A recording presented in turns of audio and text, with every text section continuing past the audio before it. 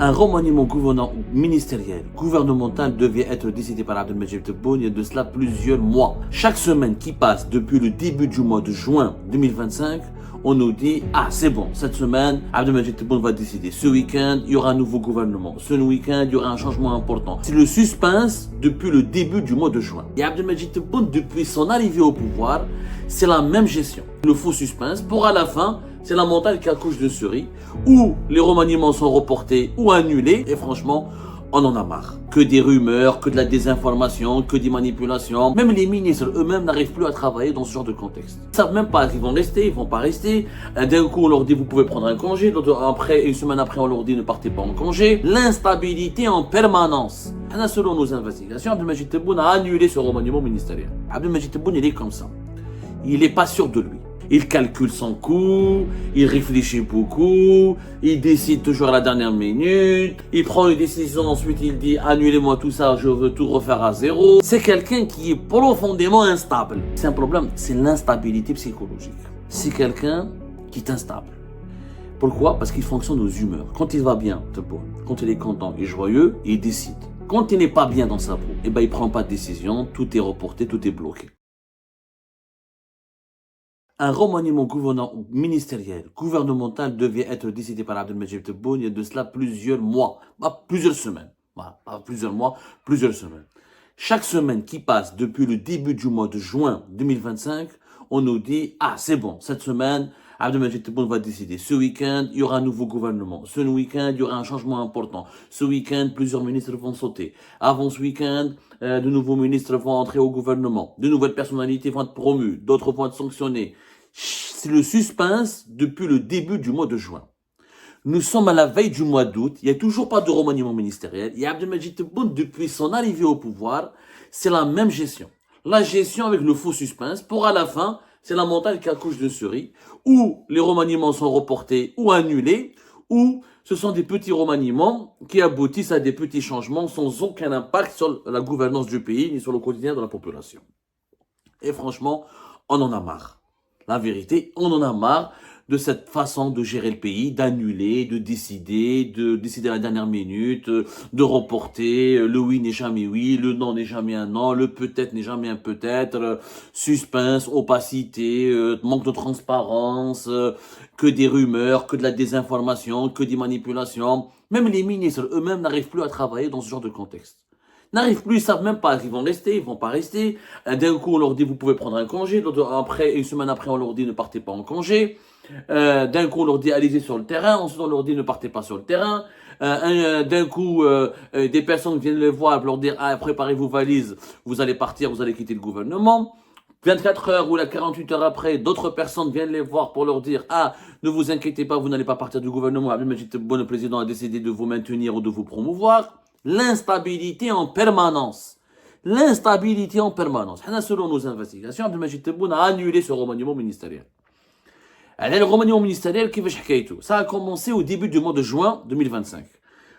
6 à 8 personnalités importantes, dont des membres du gouvernement, devaient partir à l'étranger, devaient partir à l'Hajj, devaient aller accomplir le pèlerinage de l'Hajj. Ils avaient demandé des autorisations, parce que comme ils occupent, ou c'est des PDG d'entreprises étatiques importantes, ou c'est des ministres qui sont membres du gouvernement, ils ont demandé des autorisations, parce que c'est la procédure, tu ne peux pas aller à l'étranger quand tu occupes une fonction importante si tu ne demandes pas une autorisation, ou à la présidence de la République, ou à ta tutelle quand tu es dirigeant d'une grande entreprise étatique, même quand tu es dirigeant d'une importante entreprise étatique, Algérie, son Algaz, son Atrak, etc., il faut que la présidence valide. Donc, il y avait 6 à 8 personnalités qui ont été empêchées d'aller à l'Hajj. Ils n'ont pas été autorisés d'aller accomplir le rituel de l'Hajj. Il y a uniquement leur épouse et leur famille qui sont partis. À l'époque, on nous avait dit que ce sont des personnalités qui étaient soumises à des enquêtes, elles étaient dans la merde, elles risquent d'être incarcérées, elles sont citées dans des enquêtes de corruption, elles vont faire ceci, elles vont faire cela. Elles risquent cela parce qu'elles ont fait ceci, parce qu'elles ont fait cela. Bon. Nous, on a vérifié, on a trouvé que tout était faux, qu'il n'y avait pas de volonté de les emprisonner ou de les incarcérer il n'y avait pas leur disgrâce n'a pas été encore programmée ou n'a pas été programmée. En réalité, ces personnes ont été empêchés d'aller accomplir le Hajj parce que Abdelmajid Tebboune envisageait au début du mois de juin un remaniement ministériel qu'il a annulé. C'était prévu la première semaine du mois de juin, il n'a pas été fait, ça n'a pas été fait. Je ne sais pas pourquoi, il n'y a pas de raison. En fait, on a beau demander à des sources, Abdelmajid Tebboune prend son temps, n'est pas encore sûr, des enquêtes d'habilitation, il regarde, il vérifie, il ausculte les CV, il demande conseil à des membres de son entourage. En réalité, rien de cela n'est vrai. Abdelmajid Tebboune, il est comme ça. Il n'est pas sûr de lui. Il n'est pas sûr de lui, il calcule son coût, il réfléchit beaucoup, il décide toujours à la dernière minute, il prend une décision, ensuite il dit annulez-moi tout ça, je veux tout refaire à zéro. C'est quelqu'un qui est profondément instable. Profondément instable. Je sais pas pourquoi. Ou c'est un problème qui relève de la psychologie, ou c'est un problème, il n'est pas convaincu par les compétences qu'on lui propose, il n'est pas convaincu, ou il est déçu.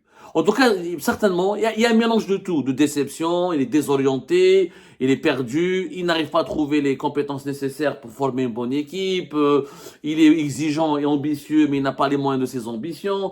Il y a aussi une part de psychologie, de quelqu'un qui angoisse, quelqu'un qui n'est pas sûr des autres, qui doute de tout le monde, une forme de paranoïa aussi. Donc c'est une forme de paranoïa dans le sens, est-ce que si je nomme celui-là ministre, est-ce qu'il me sera loyal? Est-ce qu'il fera ce que je lui demanderai? Est-ce qu'il va pas me trahir? Est-ce qu'il est capable de faire, de ne pas être capable de faire? Et donc on perd du temps. Un homme qui n'est pas sûr de lui pour de nombreuses considérations. Donc ce remaniement a été reporté et annulé. Le mois de juin est passé. Au cours du mois de juin, il y avait énormément de spéculations. On nous a annoncé Hada Marrad, il va devenir Premier ministre, Hada va devenir ministre des Affaires étrangères, Hada il est partant, Hada il est rentrant, ou certains ministres qui m'a Brahim Marrad, le ministre de l'Intérieur, qui faisait pas beaucoup de terrain, a commencé à faire un peu de terrain pour essayer de se distinguer, parce qu'il veut devenir Premier ministre. Makenwelo, Masrach, remaniement n'a pas eu lieu. Le début du mois de juillet a commencé, le temps passe, le début du mois de juillet, le temps passe. Ensuite, il y a eu, comment dirais-je, début des congés, des périodes des congés. Certains ministres ont demandé congé, on leur a dit non. D'autres, on leur a dit oui. Donc, on a interprété cette façon de faire. Les ministres qui ont interdit qui n'ont pas été encore autorisés de prendre un congé, ce sont les ministres qui vont être maintenus, qui seront promus. Ceux qui ont été autorisés à prendre leur congé, ça veut dire qu'ils seront pas au gouvernement. Mais le temps passe et rien n'a été décidé. Et là, nous sommes à la veille du mois d'août. Là, nous sommes le 28 juillet. On est à 48 heures. À 48 heures du mois d'août. Makesh. Pas de remaniement. Bon, donc ça veut dire qu'il a fait comme le mois de juin, il a annulé. À moins qu'il veuille faire un remaniement fait août, je vois pas un intérêt. Honnêtement, je ne vois pas un intérêt. Le mois d'août, c'est le mois des congés. Universellement, c'est le mois où l'activité économique se ralentit, où l'activité politique se ralentit, où les départs de vacances, où les administrations, les fonctionnaires prennent leurs congés. Bon, comme on a organisé des élections présidentielles anticipées au mois d'août, peut-être qu'Abdelmajid Tebboune, il aime bien travailler au mois d'août, et peut-être qu'il a envie de faire quelque chose pendant le mois d'août. En tout cas, rien n'est sûr, rien n'est certain.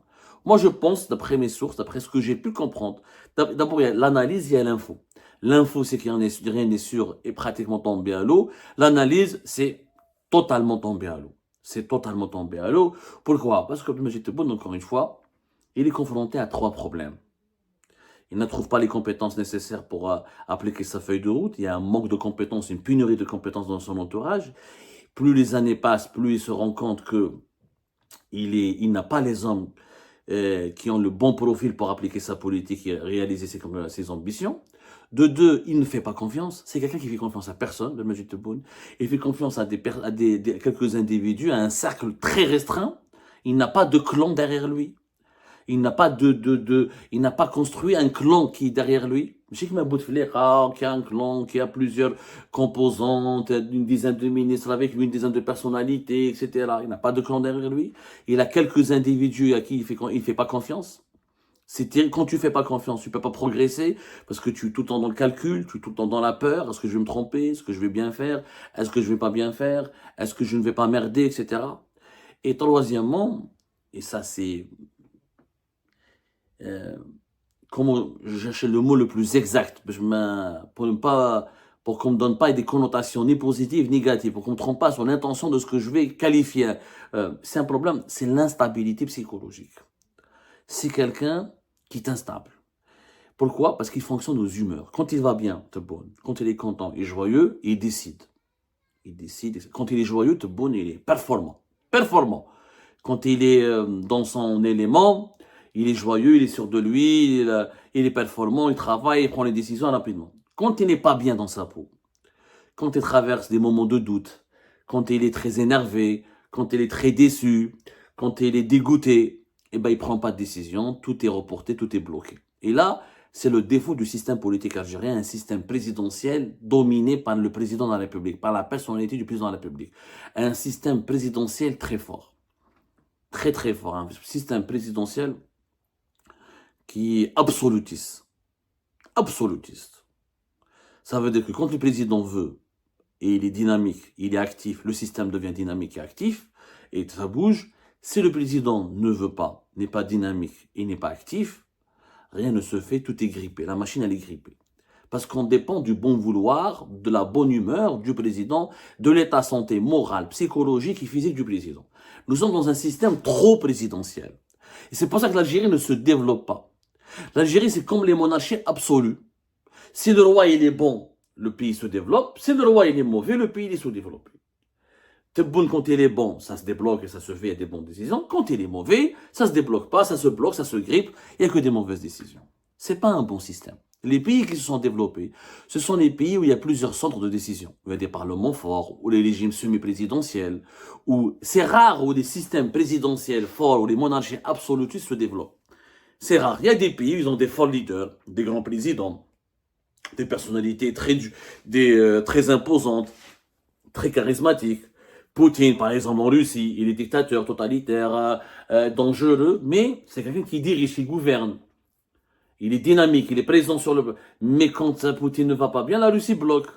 Par exemple, la Chine, par exemple, il y a Xi Jinping, mais derrière un système, le Parti communiste. Il y a des institutions. C'est pour ça que la Chine, elle est plus développée que la Russie, parce qu'elle ne dépend pas d'un homme, elle dépend d'un écosystème politique, où il y a plusieurs tendances, où il y a plusieurs compétences, où il y a plusieurs sensibilités. Les grands pays les plus riches du monde, ce sont tous des démocraties. Il y a des parlements, il y a des sénats, il y a des contre-pouvoirs, il y a des partis politiques. Le président, le chef de l'État, il est entouré par plusieurs composantes, par plusieurs compétences, par plusieurs tendances.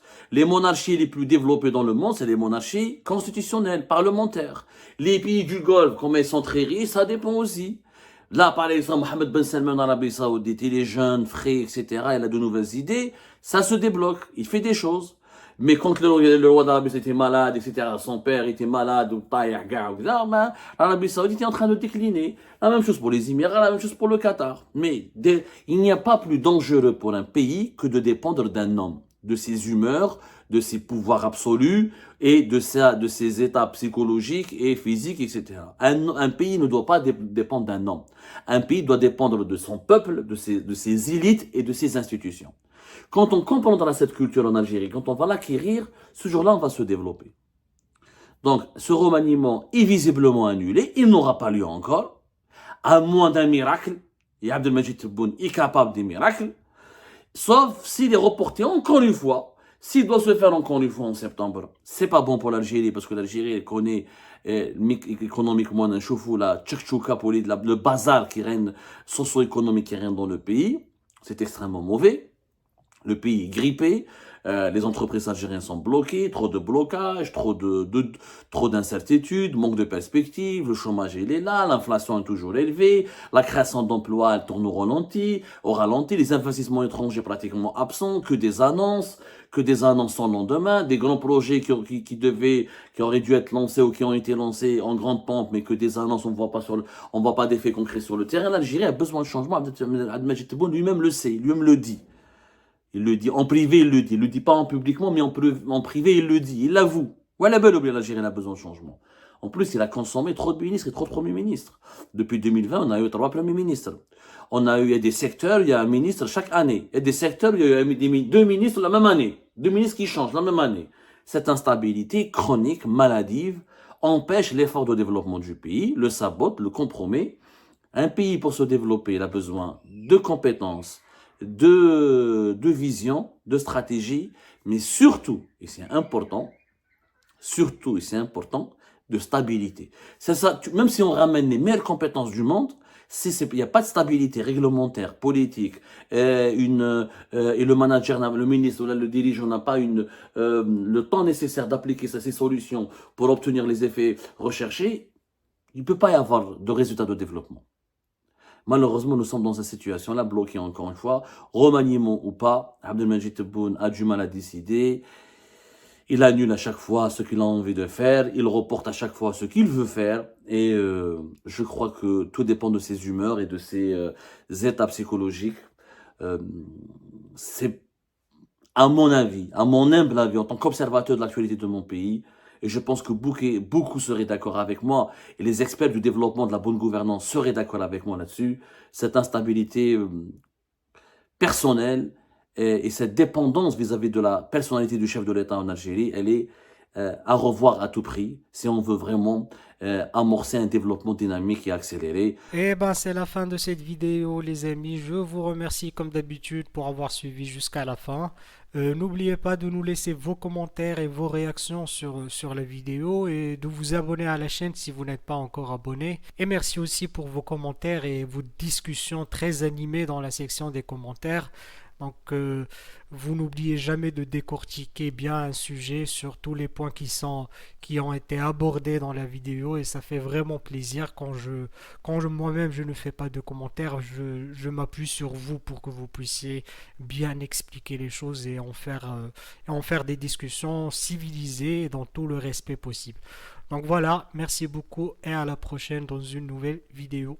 Au revoir.